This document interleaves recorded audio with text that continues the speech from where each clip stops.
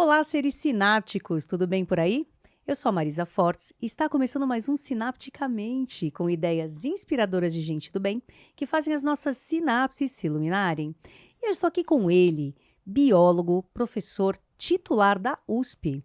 Ele entende tudo de ciência, é um apaixonado pelo tema e vai contar pra gente como fazer uma ciência mais acessível para as pessoas. Eu estou aqui com Carlos Navas, figurinha fácil nos corredores da biologia da USP. É isso, Carlos? Sim, sim, faz 20 e tantos anos já, né? Como professor. Seja muito bem-vindo. Eu costumo dizer que ser professor é um ato de resistência. O que você acha disso? Eu acho que é um acto verdadeiramente é um acto de resistência, sim, né? É uma luta pela formação das pessoas e é uma experiência muito bonita também, né? É uma experiência muito, muito bonita de ver a transformação, né, que acontece nos estudantes. E em nós também, né? Essa transformação, ela também nos atinge, porque a gente aprende muito. E eu fico pensando nisso, porque é, acho que o ser professor é um assunto que você carrega o tempo todo, sabe? E eu me vejo muito frequentemente sendo professor fora da universidade. Em É outros um assunto que contextos. acontece, sim, sim, por vezes falando com as pessoas, né? Porque frequentemente eu falo que eu sou professor, que eu sou cientista, e é muito frequente que as pessoas perguntem imediatamente: ah, mas e você pesquisa o quê? E aí a conversa nunca para.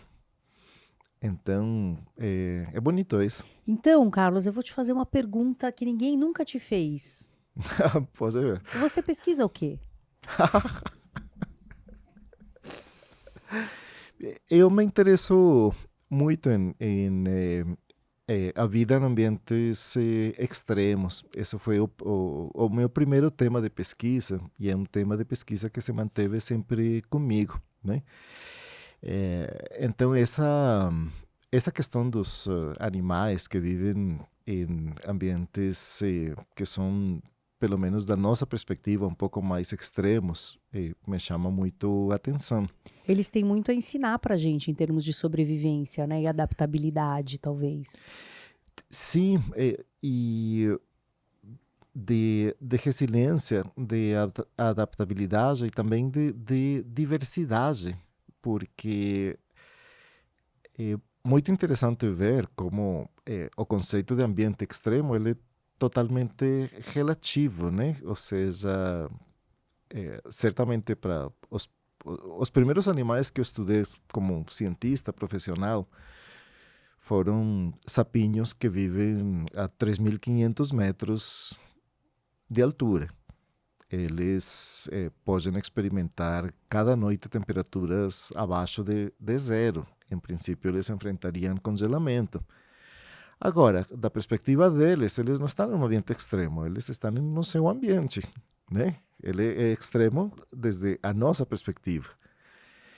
Mas entender como é que a vida, através dessas transformações, mudanças da fisiologia, do comportamento, da história natural, chega nesses locais, essa é a parte mais interessante e isso que achamos fascinante, na verdade. Porque você está lá no Instituto de Biociências, né? Na área de fisiologia do Instituto de Biociências da E USP. isso no Departamento de Fisiologia do Instituto de Biociências. E aí eu imagino que isso seja um assunto que as pessoas olham e falam: nossa, que coisa hermética, né? Muito difícil.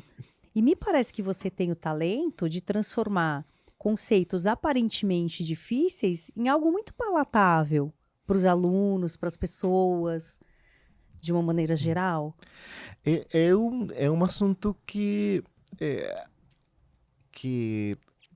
também envolve uma progressão, né? Ou seja, ser professor não deve ser visto como um dom.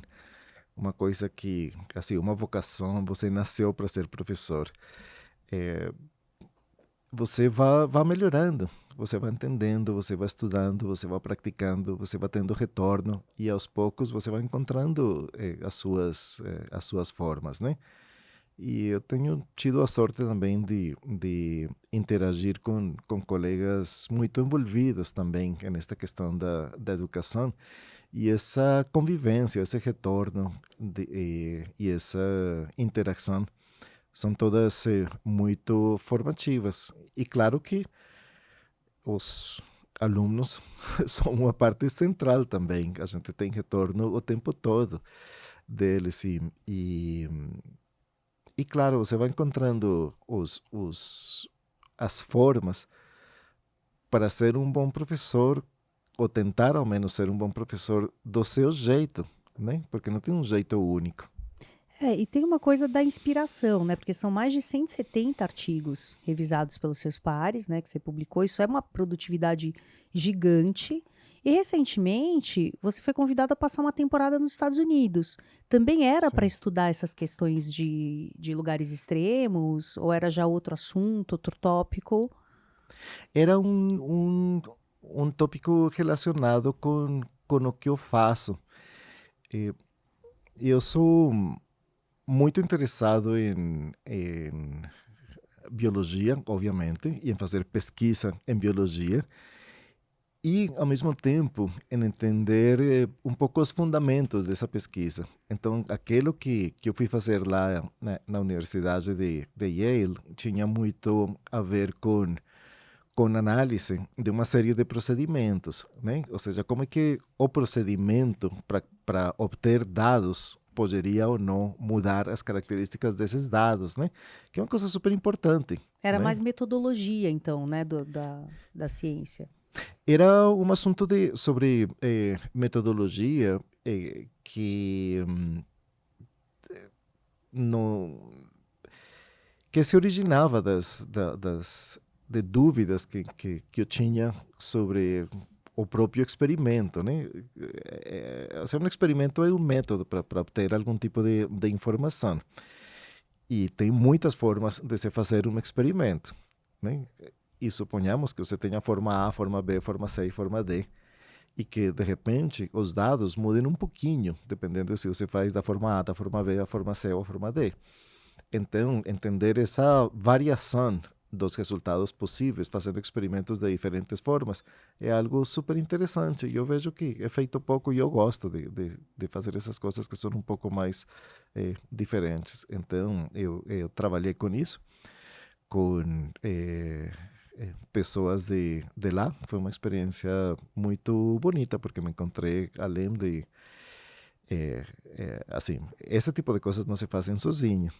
E encontrei um grupo tão sensacional de pessoas lá, né? Que foi uma experiência super bonita lá. Eu gostei muito, eu curti muito. Então lá foi um trabalho mais, digamos, menos de campo, né? E foi mais metodológico e tudo. Sim, E sobre os trabalhos de campo, assim, qual foi o lugar mais interessante que você já foi? Até nessa coisa dos ambientes extremos, você chegou aí fazer, sim. olhar os sapinhos ali, na Eu altura? fui, sim, eu fui para muitas partes. Eu não consigo responder a pergunta qual foi o mais interessante, porque em qualquer local que eu vou, eu termino me empolgando muito e eu diria, todo local onde eu estou no momento, ele vira o mais interessante, porque eu estou me debruçando sobre o próprio local. Mas se eu posso falar um pouco dos contrastes entre esses locais, eu tenho feito pesquisa, como já falei, nos páramos a 3.500 metros, assim como fui para o sertão, lá na Caatinga, aqui no Brasil. Tenho trabalhado um pouco assim na Mata Atlântica, em diversos tipos de Mata Atlântica. E é todo fascinante estar na floresta, estar no sertão, estar na montanha. É simplesmente muito bom. Que eu fico muito compenetrado, muito empolgado Mas são outros tipos de vida ou os mesmos sapinhos? Você vai me contar que eles estavam no sertão, estavam lá em cima, estavam... Não, né? São diferentes tipos de sapos. Claro que eu tenho feito pesquisa com outros animais também. Tenho trabalhado com lagartos, com insectos, com os famosos sapinhos, também com salamandras, por exemplo, com serpentes. Depende um pouco do que interessa no momento. São organismos diferentes em essas partes todas. Mas todos têm em comum essa sobrevivência incomum para nós. Há Sim, ambientes que são extremos para nós e para eles talvez não, como você disse. a parte mais interessante para mim, ou pelo menos uma das partes mais interessantes, é que muitos desses animais que eu estudo, eles são próximos evolutivamente, como se fossem primos, sabe? Então, claro, são duas espécies diferentes, mas são duas espécies diferentes que são próximas. E mesmo assim, elas estão em locais muito diferentes. Como é que essas coisas acontecem, né? E como é que esses contrastes acontecem? E você tem espécies que são muito próximas e estão em ambientes tão diferentes que a espécie A, sem dúvida, assim, os indivíduos morreriam no ambiente B, e ao contrário, né? Então, o ambiente do outro é extremo para um, mas a gente fala ambiente extremo, mas como eu já disse, assim, para o animal que está lá, o ambiente não é extremo, ele é sua casa, onde ele mora, é seu ambiente. E o que eles têm a nos ensinar em relação a isso? Eu acho que ah, bom, a minha resposta como, como cientista que está saindo com força neste momento seria: todos esses sapinhos estão feitos dos mesmos componentes essenciais. Ou seja, não há, eh, assim, em termos da sua composição, do seu sistema metabólico, dos tijolos que são usados para fazer matéria de sapo, qualquer coisa que a gente queira entender neste momento por isso, são as mesmas, ou seja, tem uma certa unidade dessa perspectiva, ou seja, estes são os materiais.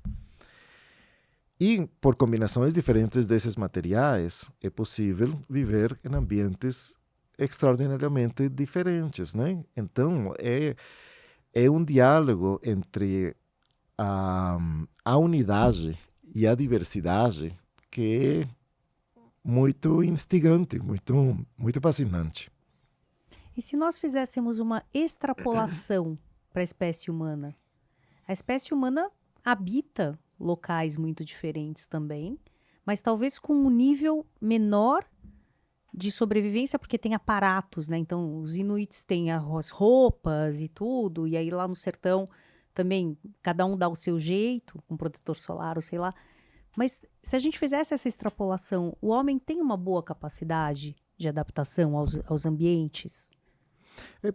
Tem uma certa capacidade, assim, claro que domina a questão comportamental, a questão tecnológica, né? Mesmo com as tecnologias ancestrais mais básicas, mas só pensando no controle de fogo, por exemplo, né? Ou a habilidade de usar ferramentas de pedra, estamos falando já de tecnologias que mudaram completamente a história da humanidade.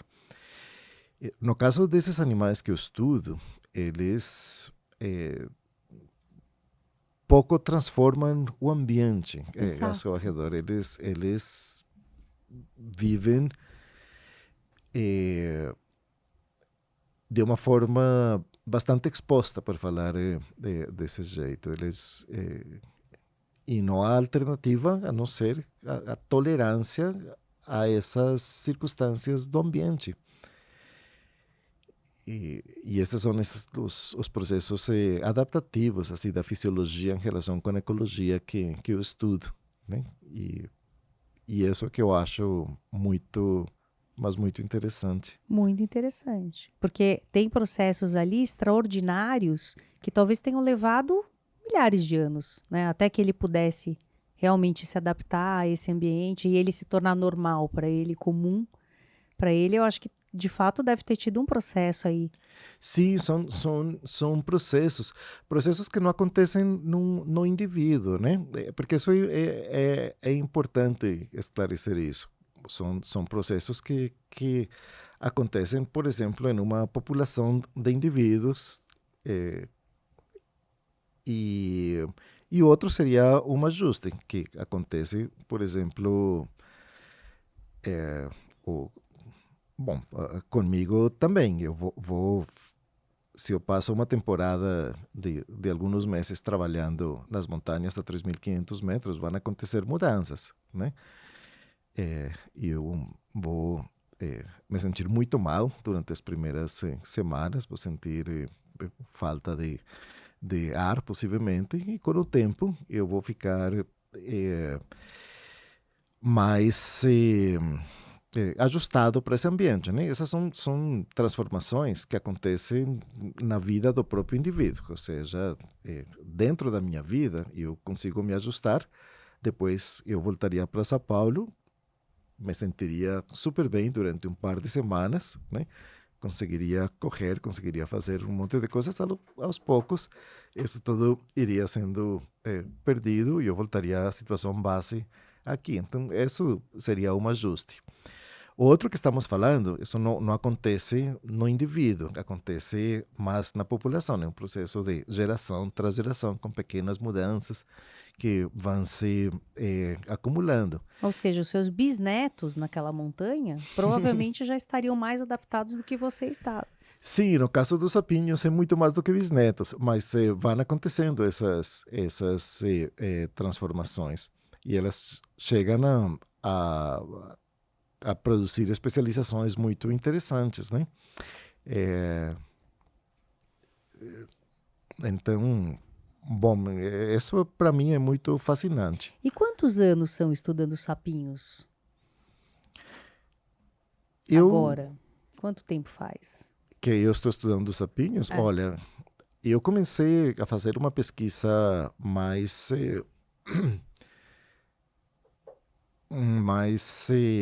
formal sobre isso quando eu estava ainda no mestrado. Embora eu acho que eu diria que eu me tornei, assim, me capacitei o suficiente para ser um cientista profissional, mas durante o doutorado.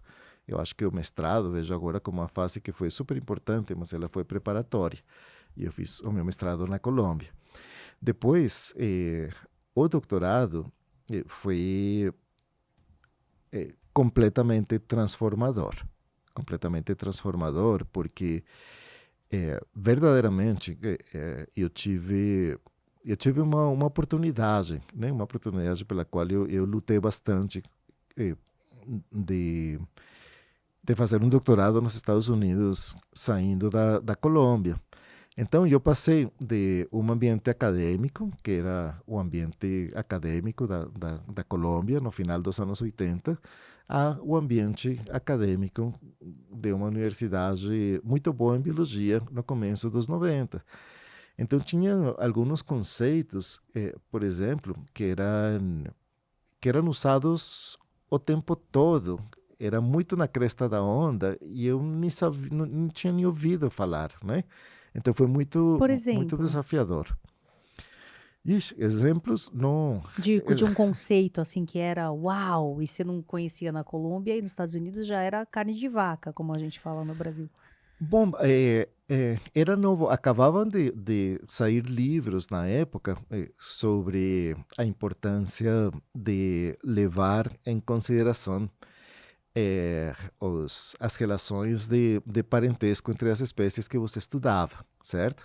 Por exemplo, muito do que eu faço é fundamentado em comparações. Por exemplo, eu posso comparar animais da Caatinga com animais que estão na montanha da Colômbia.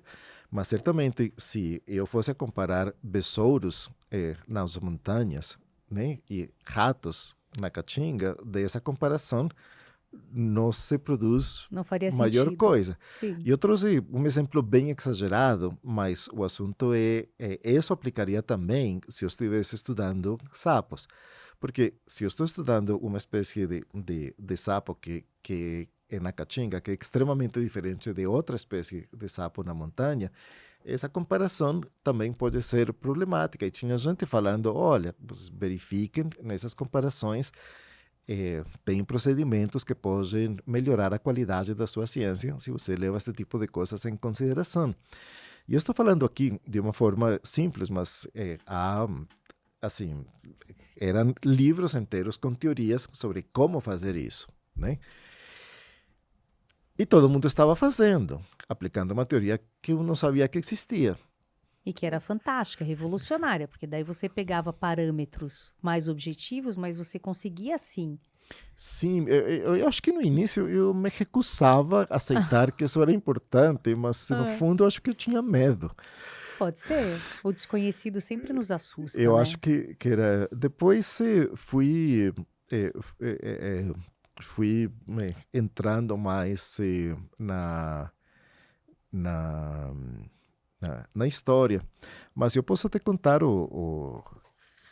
assim, um assunto marcante que tem a ver com essa questão. E lá todos tínhamos um comitê de doutorado. Era a pessoa que te orientava formalmente e outros dois pesquisadores ou pesquisadoras, sempre pessoas muito boas. Os co-orientadores. E não eram propriamente orientadores, era chamado comitê. E o Ah, comitê tá eram bom. sempre três pessoas. E essas três pessoas, uma vez por ano, ou por vezes mais, se você o solicitava, chamavam para que você pudesse contar como estão as coisas. E depois de uns 3 anos, eu chamei essa reunião e eu estava super feliz, porque eu achava que eu estava terminando a minha tese. Você já tinha qualificado tudo? Já tinha. eh, não, não tinha qualificado ainda. Ah, Não ok. tinha qualificado ainda, mas eu estava com uma base de dados muito boa. Eu tinha feito muito trabalho lá nas montanhas. E eu cheguei e falei para eles: olha, olhem todos os dados maravilhosos que eu tenho, né? E eles falaram: que interessante, bom trabalho, não tá, né? Muito bom. E mostra um pouquinho mais. Aí eu mostrei figuras, mostrei coisas e falei: tá vendo? Esses animais lá dos páramos da Colômbia, eles são muito diferentes. E um dos professores me falou: que interessante, diferentes do que, Carlos? E eu falo: diferentes, eles são diferentes. E pergunta de novo: excelente, mas diferentes do que? Eu falei: bom, não sei, eles são diferentes essencialmente. E Você não eles, estava conseguindo sair da arapuca. não, e eles falaram, Carlos, assim, no momento da biologia contemporânea, não dá para falar, eles são diferentes. Você vai ter que fazer uma comparação formal com sapinhos que sejam próximos daqueles que você trabalhou, mas que morem em outro tipo de ambiente mais tropical, Mas mais quentinho. homogêneo. Isso, mais quentinho também. E aí eu percebi que, na verdade, eu estava na metade da minha tese e não no final. Em 3 anos. Durou 6 ou durou 5? Durou 5. Ah, E aí eu fui porque trabalhar aí te veio a consciência que você estava sendo muito quadradinho. e eu entendi perfeitamente porque todas essas teorias eram importantes, Aham. né? E depois passei, inclusive, a trabalhar bastante com isso, né? Enfim, mas foi Mas aí você uma questão. achou ecossistema lá nos Estados Unidos?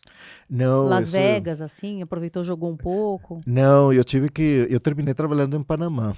Eh, Precisava procurar uma uma região que tivesse parentes próximos dos grupos Ah, que eu tinha trabalhado lá na montanha e que estivessem todos geograficamente mais ou menos acessíveis próximos. para facilitar que em uns meses de trabalho de campo eu conseguisse fazer o que eu precisava. E qual foi a sua descoberta nesse doutorado? Qual foi o resultado? Então, eram espécies semelhantes, com o mesmo equipamento que você falou, né? Os tijolos.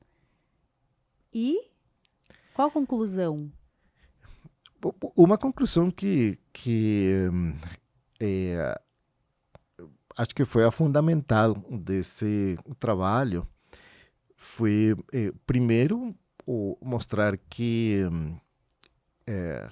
existe uma diversidade enorme entre as espécies chamadas tropicais. Ou seja, você fala sapo tropical, por exemplo, e todo mundo tende a imaginar um sapinho que vive em algum tipo de floresta, em algum ambiente quentinho e bastante úmido, né?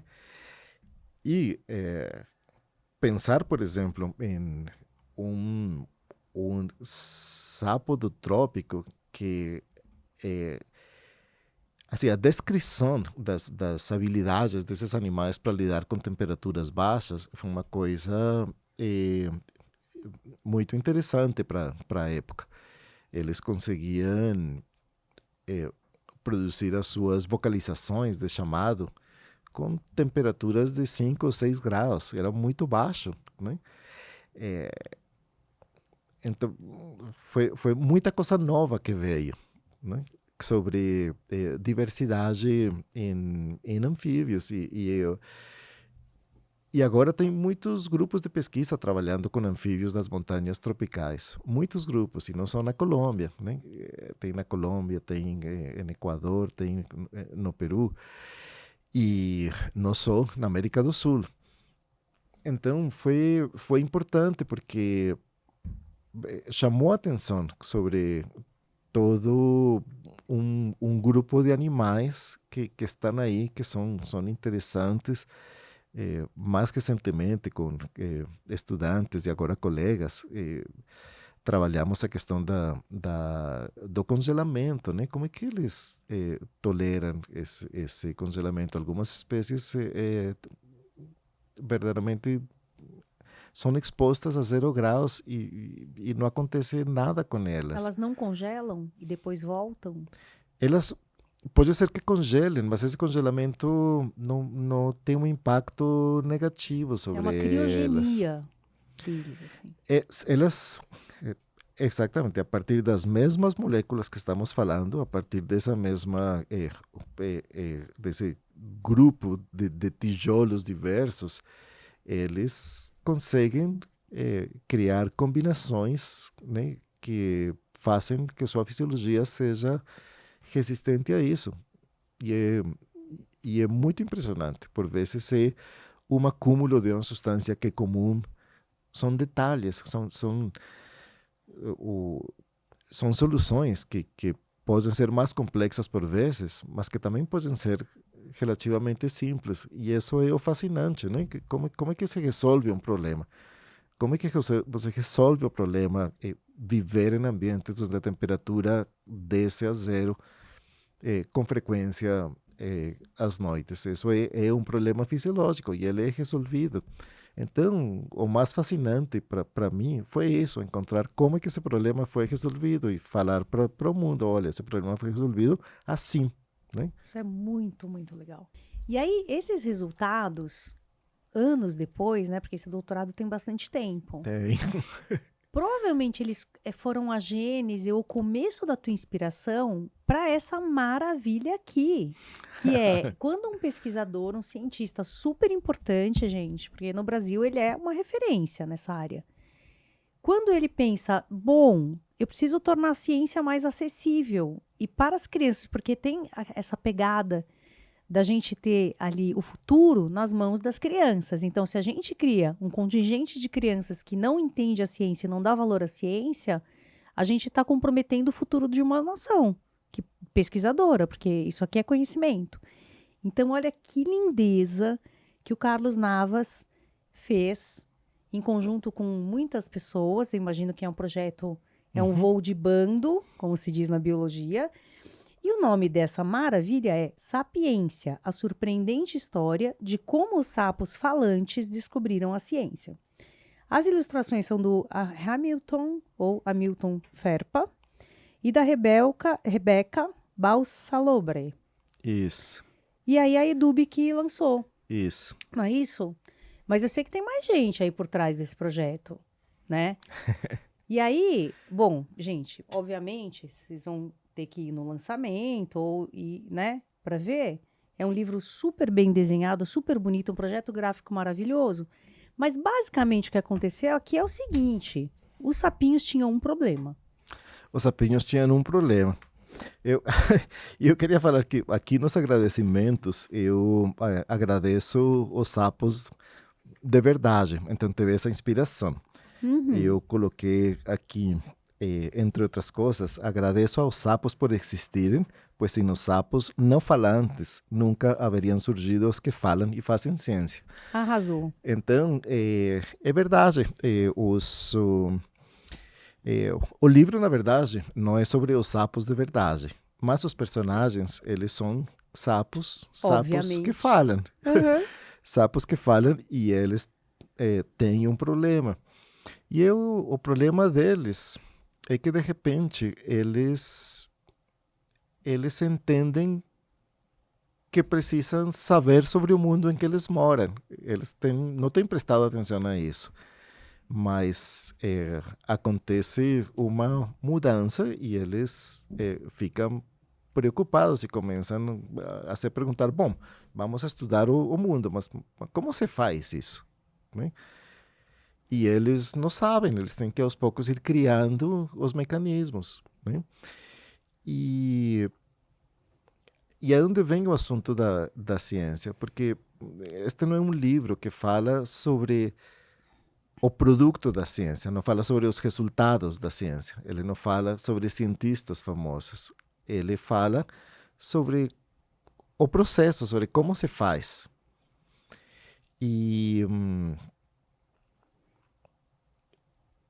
como em todo processo científico de verdade, acontece tudo isso com os sapinhos. Eles erram, eles interpretam errado, eles percebem, depois passam a interpretar certo, depois eles usam outros métodos, depois eles têm que fazer experimentos confirmatórios.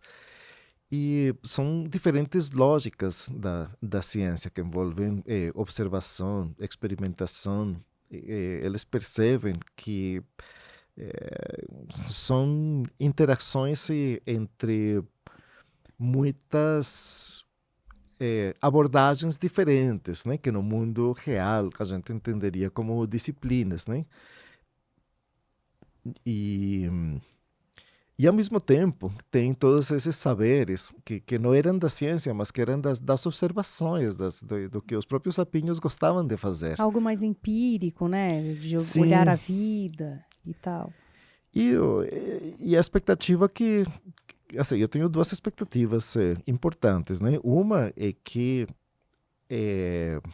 as crianças e jovens que leem o livro, eles acham engraçado, porque assim, a ideia é que não seja um livro difícil. Ele é um romance, ele tem começo e fim, e cada capítulo avança sobre o capítulo anterior. Mas não é para ser denso, né? Não, ele fala sobre ciência, mas eu diria a ciência vai acontecendo simplesmente, né? Na narrativa do dia a dia dos sapinhos que estão preocupados fazendo coisas, e eles percebem aí nas suas cabecinhas de sapos falantes, eles vão decidindo como fazer, né? Sabe uma coisa que eu acho que é muito legal, assim, que você fez? Trazer o humor para um ambiente que é um ambiente que tradicionalmente é pesado. Então, assim, quando um jovem cientista vai fazer uma iniciação, a impressão que dá é que você está entrando num templo sagrado, inexpurgável, da seriedade. É lógico, a gente tem que ser sério, mas não precisa ser pesado. Pode ser legal, pode ser divertido. Então, talvez essa narrativa desconstrua um pouco isso para as pessoas. O que você pensa disso? Eu acho que é uma observação super importante, Marisa, porque a, a, a ciência, ela, eu acho que ela precisa persistência. Ou seja, esse é um assunto importante. Mas não é tão falado. Assim, você precisa ser persistente. E por que precisa ser persistente? Justamente porque errar, por exemplo, é totalmente natural. Quando se faz ciência, você pode errar muitas vezes, porque um experimento não sai como você pensou, ou porque sai como você pensou e você pensou errado, ou sai como você pensou e pensou certo, mas depois a interpretação dos dados estava errada, né? É, então são tantas coisas. Eu acho que o que você está me dizendo é que assim, o erro nesse contexto não é derrota, Não, nem muito menos, nem muito né? menos. O erro, ele é parte do processo. É um dado. Então,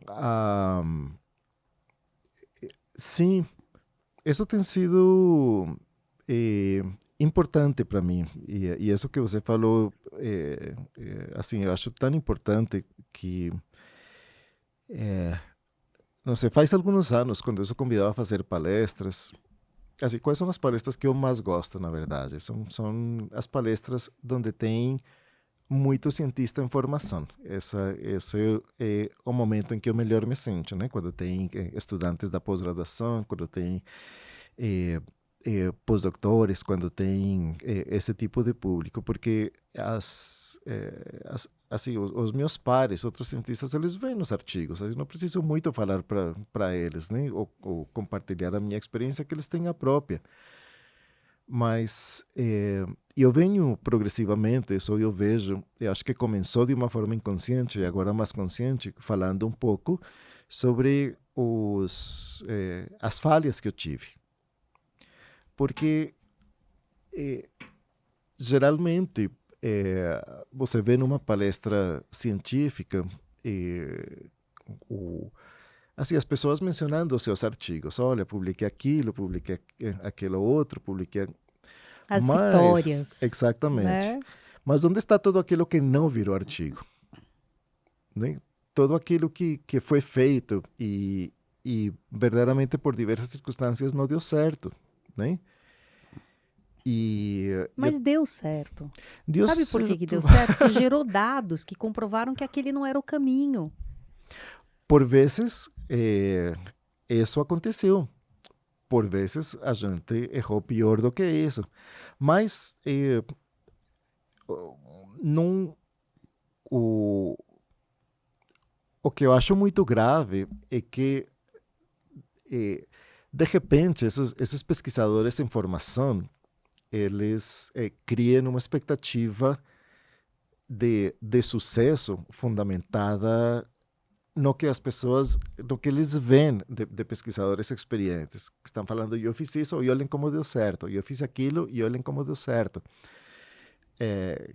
E a pessoa que está fazendo seu doutorado, seu trabalho de pesquisa em uma fase mais iniciante, vai errar, né? E de repente fala, não, eu erro, então isto não é para mim. Bom, assim, se esse fosse o caso, não seria para mim também não, certo? Então, essas são mensagens importantes, né? Acho que você tocou num ponto aí que é muito, muito caro para mim. Quebrar esse paradigma, né, do sucesso que é a produção. São 170 artigos, né, que você publicou, mas com certeza deve ter pelo menos, assim, mais outros tantos que não foram publicados ou que precisaram de uma revisão. Você sabe como que a gente passa esse conceito que você falou para o mundo leigo? É assim, ó. Todo mundo vê o champanhe que eu tomo, mas não vê os tombos que eu levo. Não é? Eu acho que é por aí os artigos, eles são histórias de sucesso, verdadeiramente, e causa muita alegria quando você tem o seu trabalho divulgado, no sentido de que isso passa a ser parte do conhecimento da humanidade, e é bonito de se ver, né? Oh, O conhecimento vai crescendo, né? E isso está aí. Mas a felicidade que esses momentos de sucesso causam e o fato de que esses momentos sejam frequentemente os que aparecem mais nas palestras e conferências, não quer dizer que só esses momentos aconteçam, né? E que Então tá isso é tudo importante. bem Está também. tudo bem. Então, alô, alô, você que é cientista, errou, fez errado, seu viés estava comprometido. Atenção, isso faz parte do processo, tá tudo bem errar, gato. Uma hora você vai publicar, você vai conhecer, conseguir a glória, fazer parte da história, não é, Carlos? Que nem você. E é isso aí, vamos apenas ter o prazer na ciência, independente, né, do percurso aí, com persistência, que é o que você está falando. E aí, com persistência, esse momento que eu relatei, justamente o meu doutorado, quando eles me falaram, as pessoas do meu comitê, diferentes com relação ao que eu posso falar sobre esse momento? Eu primeiro fiquei mudo, fiquei sem palavras. Depois, fiquei um pouco chateado no início de saber, olha, na verdade, eu fiz a metade da minha tese e para que fique boa, eu preciso trabalhar mais. Ao mesmo tempo, esse trabalho, da forma que terminou sendo feito, ele foi um trabalho muito mais duradouro, de mais impacto, mais melhor feito, na verdade, E serviu né? de base para centenas de outras Sim, investigações paralelas a partir daquela ideia, né? Que é o que eu imagino que está sim, acontecendo. Até hoje as pessoas estão sim. pesquisando isso, né? Então, essa é a minha visão, né? Eu trabalho muito com, assim, mais pela curiosidade, mais do que de qualquer outro. Então deixa eu te fazer uma Uhum, perguntinha assim, eu não vou fazer um comentário. uhum. Eu fico imaginando um biólogo, tudo bem que a Colômbia é exuberante também, mas aí foi para os Estados Unidos. Agora, um biólogo que por motivos do coração vem parar no Brasil, com esse ecossistema variadíssimo, maravilhoso. Você não ficou assim de cara? Você já conhecia o Brasil antes de se apaixonar por uma brasileira? Não, não, Ó, é, entreguei o Carlos aqui, gente, porque eu não aguento. Vocês já me conhecem, eu sou essa pessoa. Você me perdoa, Carlos? claro, Então tá bom. Então é, conta aí o não babado tem- pra gente. sim, é claro, eu morava nos Estados Unidos, conheci uma brasileira, essa brasileira é a minha esposa até agora, né? Genial ela. E, e ela me apresentou o Brasil, na verdade. E esse olhar de biólogo para essa diversidade absurda que a gente tem aqui? Foi fascinante, eu não conseguia parar, eu queria ir para todas partes. Eu fui rapidamente para assim, para tantas partes. Fiz viagens de carro para o sertão, para tantos locais, né? O Rio São Francisco, fui para várias partes do Nordeste, visitei Amazonas, viajei muito e era assim, de você. Assim, são coisas de tirar o fôlego, de você não saber nem o que sentir, né? A fauna marinha, a fauna mais Da dos beleza. rios, né? Você que gosta de sapo, aqui a gente tem um monte, rapaz. Tá brincando? Sim, sim. É, e não só isso, mas nesses trabalhos pelo campo, não sei se foi sorte ou o que foi, mas eu sempre fui muito acolhido pelas pessoas que eu conheci ao longo desses trabalhos, né? E essa interação com as pessoas também é muito agradável. E você termina falando de biologia, falando de sapos e de outras coisas. E também foi uma forma de conhecer o Brasil. Eu falo, assim, eu conheço, por exemplo, eu falo muito que trabalhei bastante no Nordeste, mas eu não conheço tanto o Nordeste turístico, por exemplo, Ah, né? sim. Porque não é lá onde eu vou. Isso é uma característica desse trabalho do biólogo que termina indo por esses por esses setores, né? Onde a curiosidade leva, Onde a né, Carlos? curiosidade leva, E aí eu exatamente. tenho 3 assuntos ainda, então a gente tem Uhum. que andiamo, andiamo. Andiamo. Qual que é a situação, então, do livro da Sapiência? Ele vai ser lançado, as pessoas vão poder adquirir aonde? Como que vai funcionar isso aqui? Ele vai ser lançado em breve, nesta semana, mas primeiro a gente vai fazer. Assim, ele não está disponível comercialmente ainda. Nós vamos doar para bibliotecas, escolas públicas, Olha que vamos legal. levar para esse público, Então vai ter um né? lote que vai ser distribuído. Isso, depois, assim, a É a, nossa ideia é produzir outras ah, impressões no porque é a, futuro, é a né? democratização, né, do conhecimento. Isso é muito importante, de fato. É a ideia, né? Aham. Essa é a ideia, que ele, é, é, assim, que ele fique o mais disponível possível, né?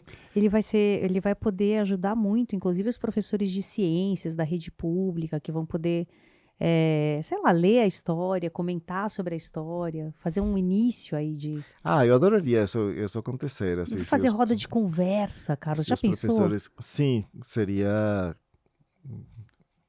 muito bonito de se ver. Já pensou te convidar e você ir nas escolas, falar um pouco desse processo criativo desse livro e da importância dele para os professores? Sim, A cara dele fica felizão com a eu fico ideia. super Como feliz você é porque ótimo.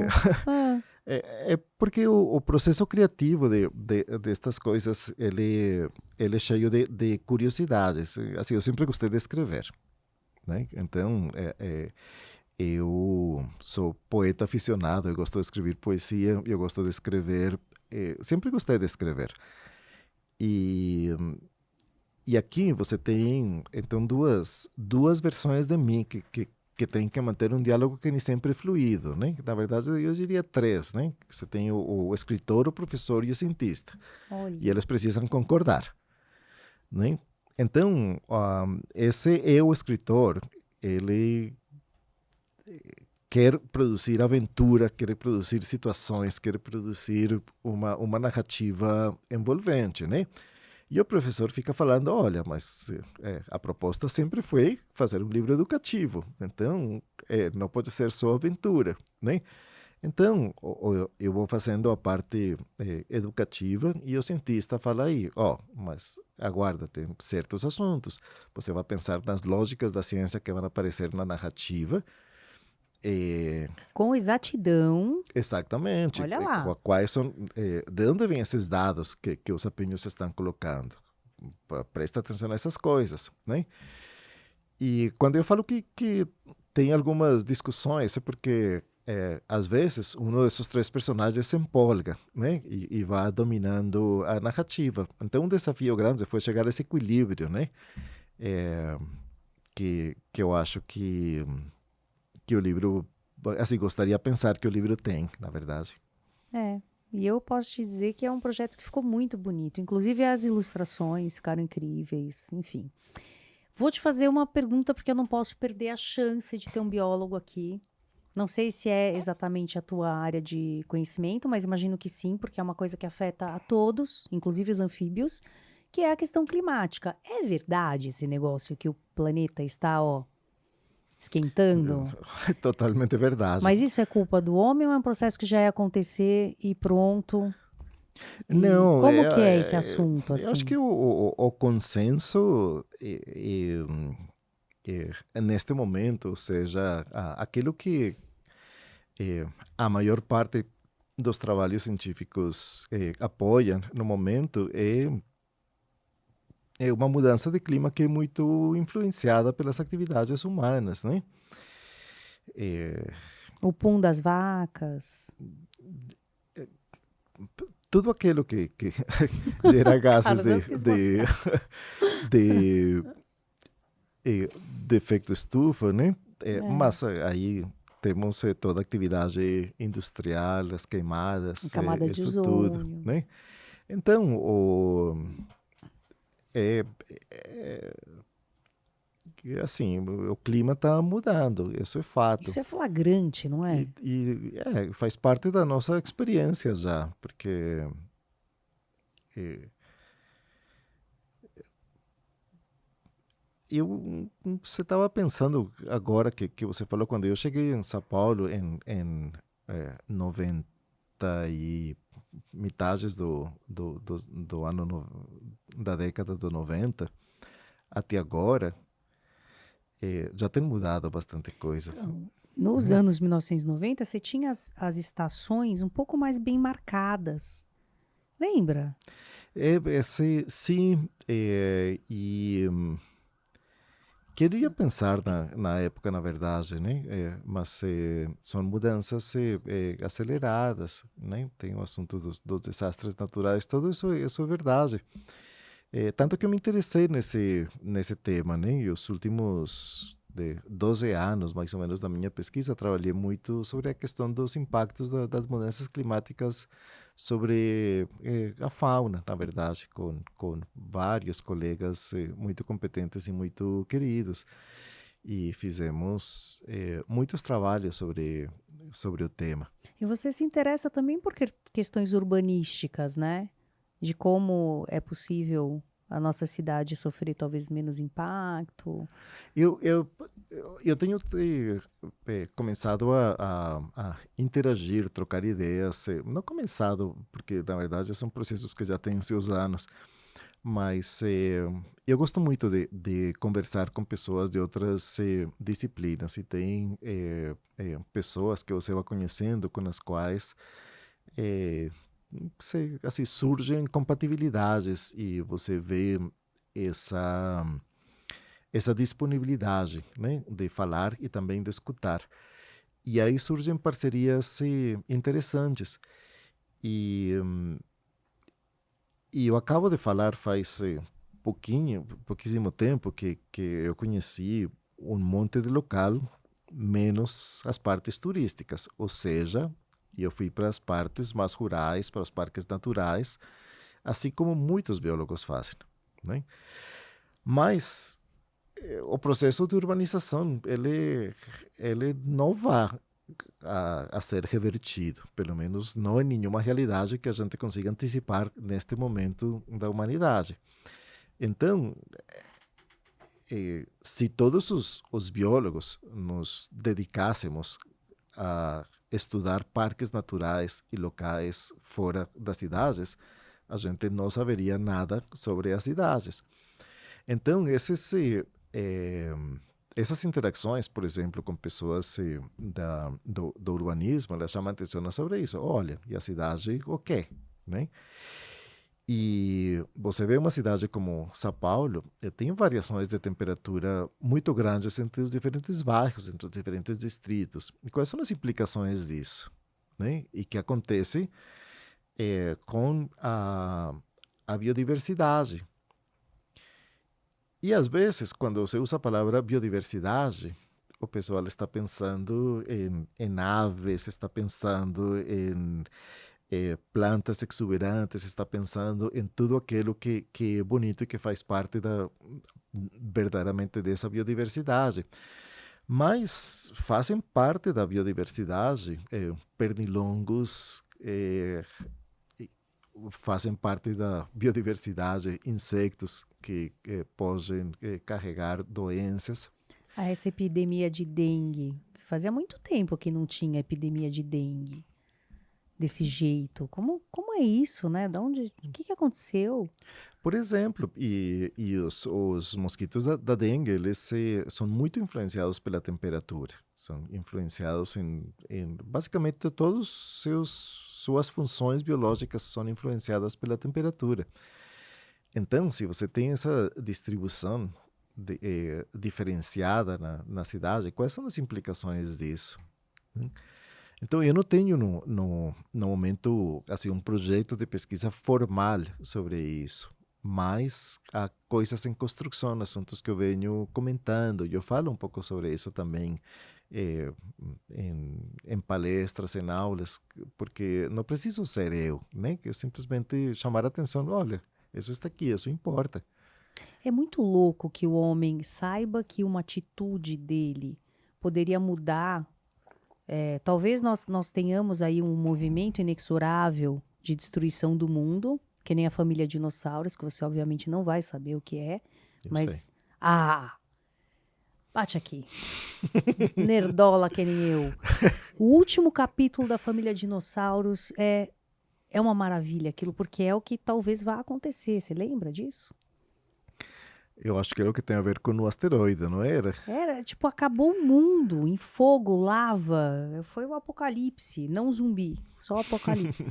Então, veja, ainda que seja inexorável esse destino, se o homem puder tomar algumas atitudes no seu dia a dia que pudessem atrasar esse processo, ou melhorar o clima, ou impedir que fosse tão rápida a deterioração. E, no entanto, sabendo que existe essa possibilidade, o homem nem pensa em fazer isso. Então, acho que esse livro aqui, ele pode ajudar, inclusive, nessa conscientização. Ele tem umas certas parábolas, no sentido de o mundo está mudando, porque isso que acontece aqui, né? O mundo dos sapinhos falantes, ele está mudando. E algo precisa ser feito. Mas, antes de fazer algo, eles precisam saber, está mudando de verdade? E se está mudando, por quê? E como ele está mudando? E só depois de que eles sabem isso tudo, é que eles conseguem pensar em uma proposta de solução. Então, nós precisamos que o homem se conscientize, que talvez ele possa fazer alguma coisa para atrasar o nosso fim. Seria bastante Prudente. prudente o que, o que eu penso, porque são problemas muito complexos, na verdade, É. porque são problemas que transcendem tantas esferas da existência humana que não tem nenhum tipo de solução rápida, imediata e global. Mas a palavra que você usou é perfeita. Prudência, atenção e reação. E finalmente a pergunta que não quer calar, que eu sempre esperei um biólogo sentar aí para falar para mim a verdade dos fatos. Darwin tinha razão? Darwin foi uma figura genial, Mas então ele na tinha verdade. razão nessa teoria da evolução das espécies? É que eu acho que ah, ah, assim, a, a evolução das espécies, quando Darwin publicou seu livro, ela tinha antecessores, né? O mais importante do livro de Darwin foi a proposta de um mecanismo que possa levar a isso, né? Então, por vezes, eu sinto que falta como uma frase, né? É a teoria da evolução por seleção Natural. natural, né? É, mas a própria questão evolutiva, ela era já bem discutida, né? Então é No real, a momento gente evolui de Darwin. mesmo. A, a evolução, ele é o processo central em biologia, né? É Você o processo acredita central. que a evolução possa, que um pensamento evolutivo possa coadunar ou conviver com o criacionismo? Agora já entrando numa parte filosófica assim, absolutamente viajona assim. O que você acha? Eu acho que, assim, eu como cientista, eu trabalho com aquilo que acontece no espaço e acontece no tempo, né? E aquilo que é medível, né? Então, assim, eu não fico muito... Pensando nisso. não, porque se estamos falando de assuntos que não, não são parte do tempo e do espaço, como cientista não tenho nada para falar, sabe? Então, E como homem, tirando um pouco a ciência de lado, deixando o escritor aqui, tem alguma opinião? não, eu sou, assim, muito convicto, na verdade, das das ideias evolutivas que eu aplico na minha pesquisa, Você na sabe que eu verdade. não acho que uma coisa desconstrói a outra? Mas não, é que eu não vejo muita oposição, É, no sentido de que, assim, nunca me vi na necessidade de estar questionando as crenças das pessoas é. no contexto da minha ciência. Agora, como biólogo, dado que eu pesquiso os processos evolutivos, é, eles certamente estão aí e eu consigo Dá para entender. provar isso, né, inclusive. Sim, é fundamental da minha pesquisa. Então, eu vou por essa vertente que é a que consigo desenvolver como cientista, na verdade. Eu sou fã do Darwin. Sério, eu acho que até como psicóloga, né, a gente estuda o desenvolvimento do cérebro, a evolução, né, de você pegar aquele cérebro de 100 milhões de anos atrás e aí você traz esse neocórtex. Eu acho de uma beleza esses estudos. Eu acho super interessante também. É claro que acho que porque os biólogos tendem a ver o processo evolutivo de uma forma mais como de mudança, sabe? Não como de uma tendência a algum grau de perfeição ou algo do estilo, né? É mudança, mudança, mudança, né? É, e